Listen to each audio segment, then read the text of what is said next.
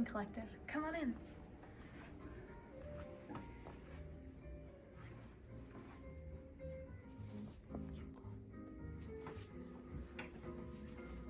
This is our waiting area. This is where all our guests come and sit while they wait for their session. And then back here we have the kitchen. This is where you can help yourself to any snacks, where the children get their after-school snacks when they come here. We have a popcorn machine as well. And then this is the parent waiting area, where the parents hang out while I see their children in session. And if they've got any siblings, they can hang out here in the children's waiting area.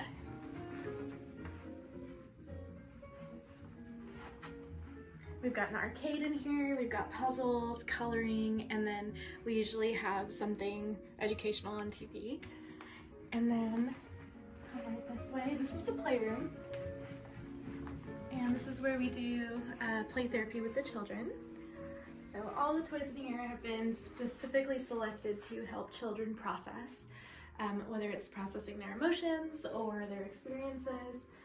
Every single toy here has a very specific purpose. And we have a sand tray as well.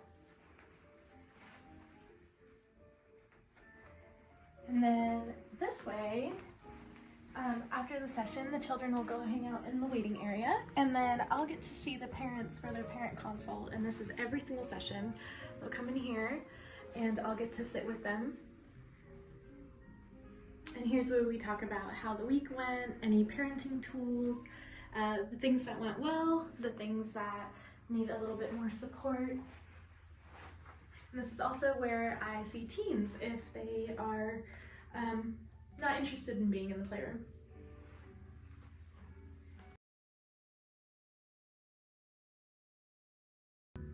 And then down this way is where we see adults and some older teenagers as well. So we service everyone through the lifespan. And then right this way is Tim's office, and he sees teens and adults specifically.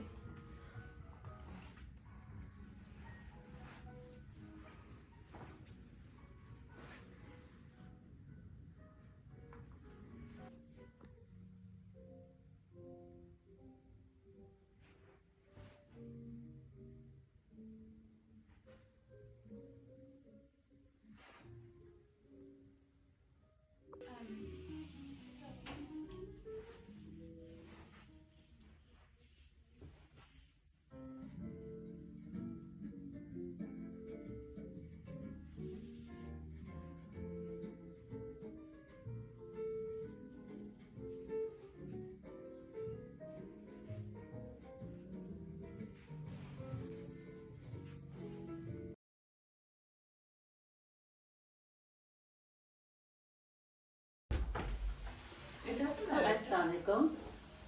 I am today my friend's daughter's office, Farina Tahir, beautiful girl. She has so many things. I really wants to meet with her.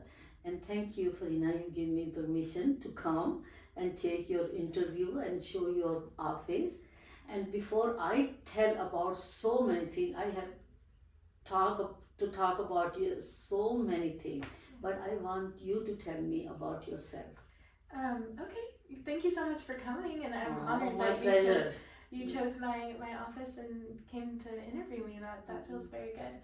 I am a registered play therapist and a licensed professional counselor. So what that means is I work with people through the lifespan, but I'm specialized in working with children and parents. Mm-hmm. And I'm also an ADHD specialist.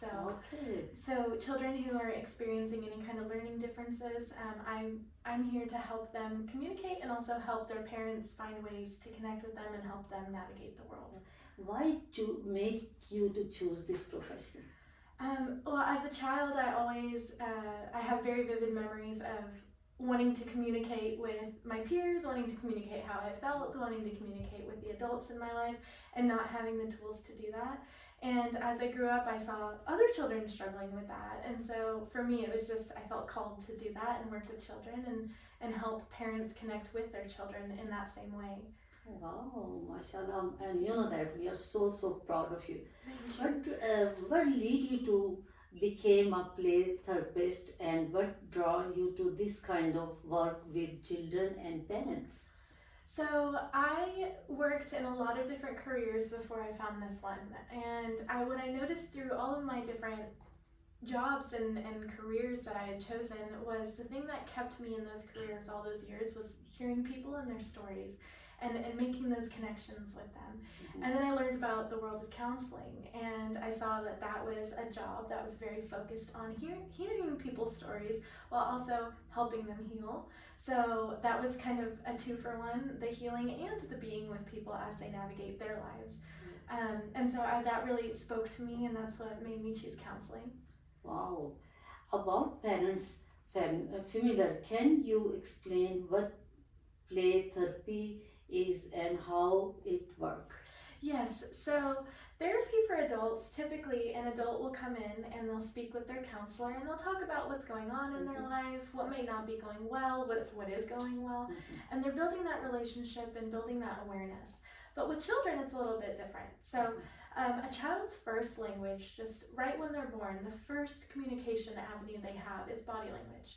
So they pay attention to their caregiver's tone of voice, their breathing pattern, and their facial expression to know I am connected, I am safe, I'm with the people who love me, who will protect me.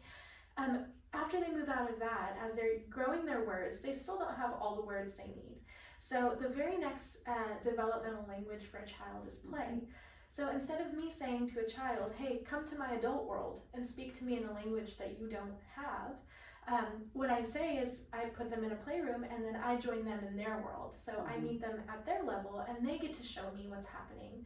And with my training and with the parents, we work together to see, what is it that this child is trying to express? What are they experiencing? What do they need to heal from? So that's how it works for children. Yeah, and what makes play such a powerful tool for children's for their growth? Yes, so one of the main things that we do in play and the importance of play is that it's spontaneous and the child feels safe and it's creative. So while the child is playing, what they're doing is they're reenacting the things in their world. They're making sense of what's happening in their world. They're trying on different ways of interacting with the social world, and I'm there to help them navigate that. So, for example, when a child, there's sometimes when I tell a child we've got 5 more minutes left in our session, they might be playing with something very nurturing, very lovingly, and then they'll just throw it across the room. And I'll tell them what they're telling me. So I'll say, you're telling me you want more time. You're really angry about that. You want more time in here. And usually after the second or third session, they'll turn around and I'll say, okay, we've got 5 more minutes. And they'll say, I want more time in here. So now they don't have to throw anything. They now have the words to tell me, I'm angry, I want to be here longer, I don't want playtime to end yet. So that's how that works. So I'm giving them the tools they need to communicate effectively.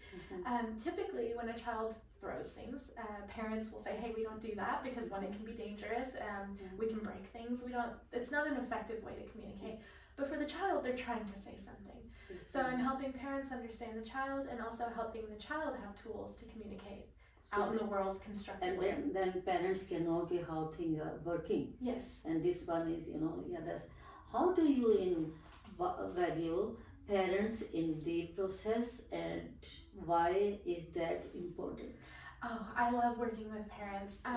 I've noticed that when the parents have a good understanding of their child, they connect better with their kiddo. The child is still developing and there's a lot they have to learn.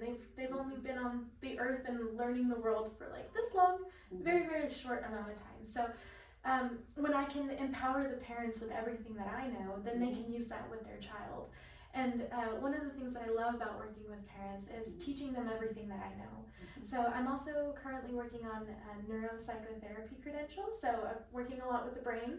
And I've noticed my understanding of a child's brain helps me understand the child and their behavior more. So when I can teach that to parents, they can also understand, maybe my child's not being defiant, maybe it's their auditory processing hasn't fully set in yet. Maybe their hearing's not fully there yet because that doesn't develop until they're around the age of 7.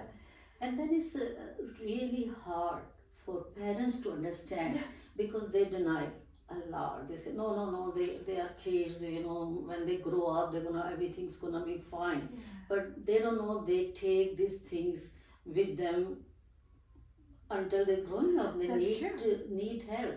So Yes. how you convince parents they need help? Which one I think is the hardest part? Yeah.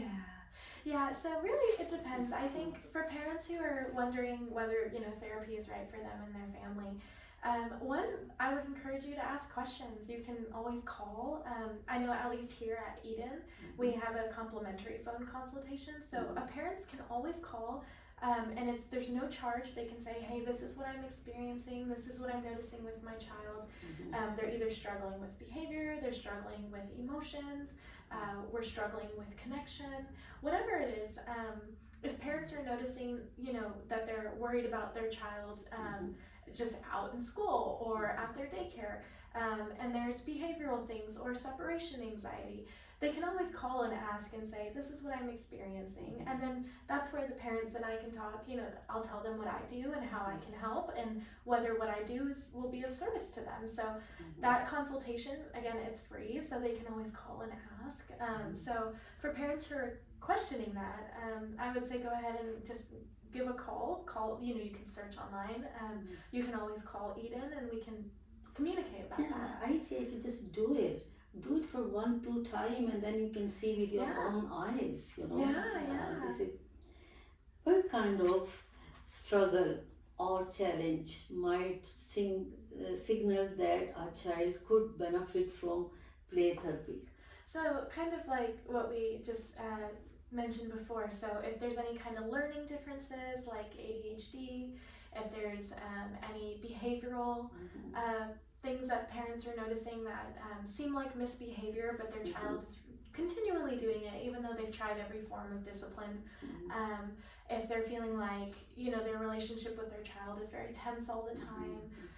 If they feel like they just have questions and they want to know how to help navigate their child, like that in itself, like there's so many different ways that we can help. And I'm a teacher, and in my class, or I can see like kids are like, he's normal, they're very, very intelligent, but suddenly they get up and throw things like that, or just scream and just go and run around. And we told parents, please check it. Sometimes they mind it, but they say no, they're gonna be grow up and everything. They don't do at home like that. So this kind of thing I think is big challenge to ask parents, or they can understand. How do you adopt play therapy to meet each child's unique personality, needs, and development stage? So that's a great question. I think with children, the beauty of what I get to do and what I love so much is I'll get to see the child for about 30 to 35 minutes, and then I'll see the parents every time after. So what that helps me do is I can see that how the child is, what their preferences are, how their temperament is, and then I get to hear from the parents how things are, and I get to hear more about how the week went. And based on that, I can help provide them with tools that they can use at home. So, for example, some children, when they are upset, they ask for a little bit of space. So they need you there, but they'll just need some space. Like, I don't want to be hugged just yet. While other kids, when they're upset, they say, come hug me right now. So when I can learn the child, I can help equip the parents with the tools that they need. You learn their space. Yes. How they do. How do you support children who might not feel comfortable opening up right away? Yes. So some children, yes, they're a little bit slower to warm up. One of the things that I do is I make sure that I'm very predictable. So I'll tell them who I am. I make sure that their parents kind of walk them through, you're going to be meeting Farina, and I let them take, videos of the playroom so that they know what they're going into, so it's not a big, overwhelming surprise. And then when I sit with them, I tell them, this is your time. You get to, because they get to lead the session, it's their session. And I'll sit in the corner away from the door, so if they need to go out the door and meet their parents again, they can do that. But the more predictable I am, the more that they know I'm not going to surprise them with something that they're not expecting. So I'll ask them if they're, playing a little far from me and I can't see. I'll say, is it okay if I come a little bit closer so I can watch? And if they say no, then I'll stay back. I'll say, okay, you're not ready yet, and I'll stay back. And if they say yes, then I'll scoot and I'll tell them, is this okay? And if, they get to be in charge. So that helps them kind of warm up and know this is their place, it's their safe space, and they're in charge. Yes. Yeah, that's really, they need their space, and you are qualified, you have experience how to deal with this kind of kids, Yeah. What do you hope families take away from their time with you beyond the therapy session? Oh, I hope that they just get more connection, more like positive time with their children. Because I know a lot of parenting is, I want to make sure that my child grows up and is a productive member of society and is able to make friends and have a community, and that starts at home. So for me, if they take away one thing, I hope it's a way that they feel that they can connect more deeply with their child. Give them, in our culture, I can see, they just want the kids can do study. Okay, they come back from school. I'm talking about 5-6 years old kids, and they can come and they just give them book, or they can have so much intention. Okay, they can know their first name or second name. They don't know what is therapy times, dinner time. They can talk to each other. They can do. I don't know why these days they just want their kids is 10 years old become doctor. This is very, very pressure for kids. Yes, really, it can be, and that the other thing that I love about working with my families is we work within their values too. So if their family very highly values education, we can find ways to continue to value that, where their child doesn't get burnt out or where they're not overwhelmed with the pressure. We can find ways where their child can still be a child and exceed in academics as well. Yes. Can you tell us a little about your counseling practice and that makes it unique compared to others? Yes, so the typical the standard model for play therapy is to see the child for 30 to 35 minutes, because that's how much time it takes for them to be able to process in that moment. For adult brains, it's usually 45 minutes to an hour, so that's why with adults those sessions are a little bit longer. But with children, it's 30 to 35 minutes because they're still growing and developing. So the standard model is to see them for those 30-35 minutes for a few sessions, and then maybe once every 3 to 4 sessions, the counselor will meet with the parents for about an hour and just say, here's what I'm noticing, here's what we can do. And while that model is a beautiful model, what I've noticed just in my experience in my years doing this is that if I get to see the parents every single time, I get to build that relationship. I get a lot more information on what's happening in the child's world. It helps me make connections for what they're showing me in the playroom. And I get to equip them with everything I know. Because at the end of the day, I'm only with their child for 30 to 35 minutes a week, and they are with their child all the time. So if I can teach them everything that I know, they can use it. And I've just seen so much beautiful connection and growth happening within families when they can just take all the tools and see what works for their family. Yeah. Do you give them parents to homework? Like whatever you guys doing here, so they can continue at home also? Yeah, so it's not really like a structured homework, but I'll say, we'll talk about, hey, have we tried this angle, or have we tried, communicating this way, or when your child's having a meltdown, what's the first approach? Let's try a different approach when we first go in, so that they don't feel more angry, or they don't feel like they really need to justify their point or whatever is going on. So yeah, sometimes we'll do that, and then the next week when I see them, because I'll see the child for 30 minutes, and then I'll see the parents for the last 10 to 15. So when I get to see the parents, they'll say, Farina, this really worked, or they'll say, this did not work. And so that helps me to give them more tools, rather than seeing them one time a month, and then it's hard to even build that relationship too, right? So that's true. If a parent is considering therapy for their child, but feels unsure, what would you want them to know? Oh, that's a great question. I think that's very typical. It takes a lot of courage to say, I need some help, and that's for everybody. When you're a parent, that can be another layer added to it. But yeah, it takes a lot of courage to say, and awareness to say, I need support here. And that in itself is its own obstacle. And when you realize that, then you can always give a call. Like I was saying earlier, you can Yeah. call and say, is this right for me? Making a phone call doesn't require any kind of commitment. You can call, ask all the questions you need to, and then you can still take your time and consider whether this is something that you might need. But yeah, that's just explain to them. Yeah. And I hope they understand, yeah. because they say, and Farina, I have really a question. I am so worried about teenagers. Yes. Do you counseling teenagers also? Yes, we do. So I primarily work with children who are 2 to 12, but I also see teenagers. A teenage brain is a very different brain from a child brain, and it's a whole beautiful phase of development for those children. And it can feel like, for everybody, it can feel very hot and cold and back and forth and confusing just all the way around, for parents, for children, for the teens. So yeah, that is something we do work with children and teens here. We work with people through the lifespan at Eden. My hearts go for teens because they are so confused. Yes. They have so much pressure. One time I just went to as a substitute 8th and 9th grade, and I see over there, I just feel very hard for kids, and they in our culture they have like different in home and different at school or social life, so they are very confused. Yes. And I beg to parents, please let them to talk to beautiful girls who knows that, so they can at least explain what's going on. They don't have no one to talk. They cannot talk to mom or dad or grandma or anything. They need someone who they can open up. Yes. So what do you tell them, parents, about teenagers? Yes.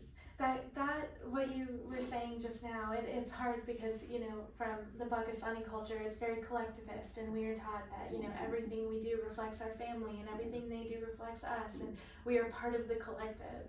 And then in America, it's a very individualistic culture, so everybody succeeds for themselves, and they make a way for themselves. So it's such a different understanding and just cultural norm. And so it can be hard to go from one to the other and figure out what fits me and what is my culture in the midst of this, because I'm brought up in this one, I'm also brought up in this one, and that was also part of my journey as well. So for parents, I think giving your child an avenue to speak about it with somebody who's objective, so someone who's not trying to convince the parents of anything, not trying to convince the teenager of anything, just, hey, I'm here to help you figure out what's healthy and right for you, and find again an avenue to communicate that in a healthy way with your parents, and have your parents understand also what you're going through in ways that are constructive, because a lot of times I think family members, we try to communicate with each other, but it comes off with all the messages and all of the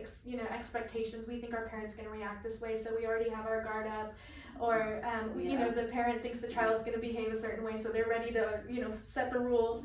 And if we can find a way to do that with a more like neutral ground, and a more like in a safe space where everyone gets to voice what's going on with them, where they're not hurting each other either, and where they're feeling more understood. And that's the beauty of counseling, so that's what we can help with. Yeah, and I 100% agree with that.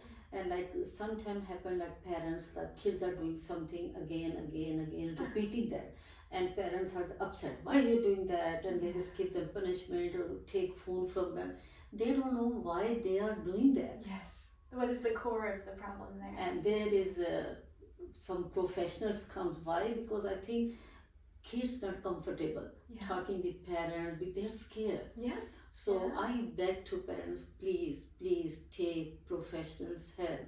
This is not like kind of something is wrong. No, this is just talk, and the teenager can understand. I see so many, I shouldn't say or not, but so many bad things, so I tell parents to beg them, please go research your counselor, which one is a good, why, where your kid is comfortable, and take them, let them to talk to someone. seriously. Yeah, I think you brought up a good point too.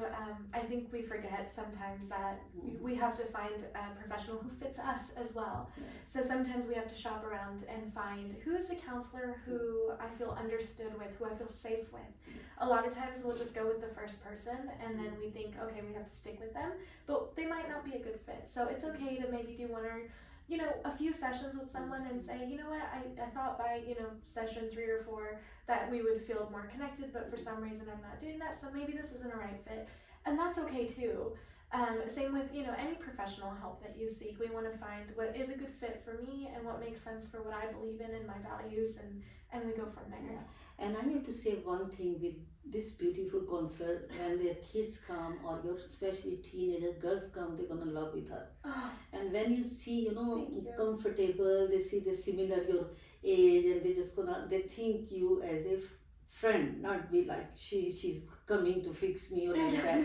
So this is really, I 100% recommend them. Please, if you guys have, if your kids have any issue, please contact with her.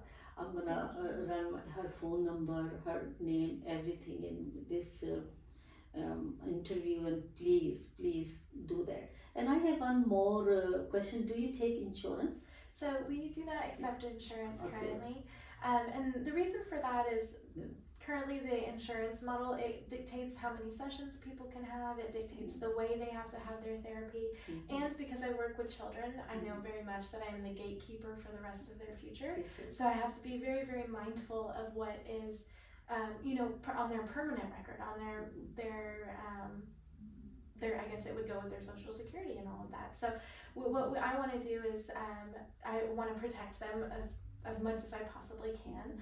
I do work on a sliding scale, and then that's to make sure that families who need it to be more affordable, we can work with them as well. And that's just a simple matter of a discussion, and we find, what is a session fee that works for your family where it's not another point of stress in your life, because that's not what we want.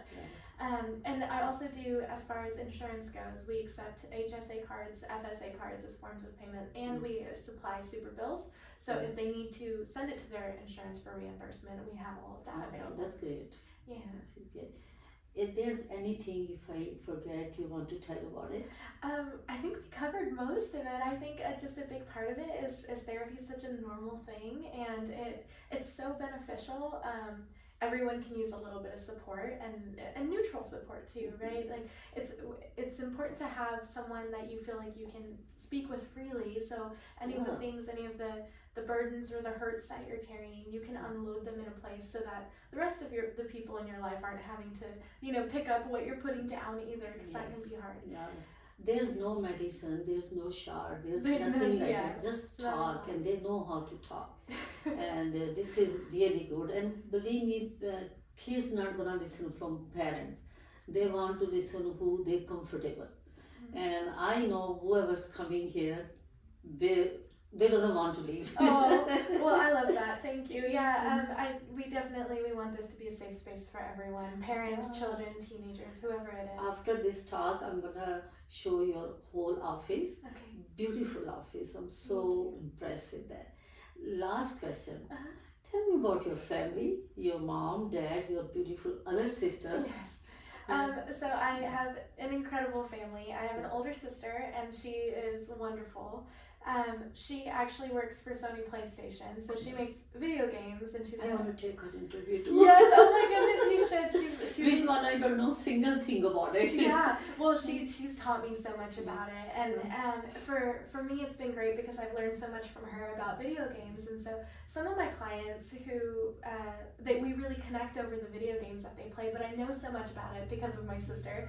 And then my mom and dad are incredible, and they've really, they've been my biggest support through all of this, and they've always encouraged me to chase wherever my heart is being called, and this was, I think, by far the greatest calling I've had. So to be able to do this for a living and to be able to help people, and this is my every day is such a blessing. Yes. Such a blessing. And I agree with you because I know your family. Yes, for you a long time. Yes. I know her when she's little. I saw a picture of the one where you're holding me in your lap, and I was like tiny, but yes, I'll show that to you. I am so proud of you. Thank you. I'm telling you, it's not that I'm just you're front of me and I'm just telling you, no, No. I am proud of you. Thank you. For this note, I have to say bye. And even I want to talk so much. But where we have to show this small office, is beautiful office, you know. And I 100% recommend her. Thank you. My beautiful girl.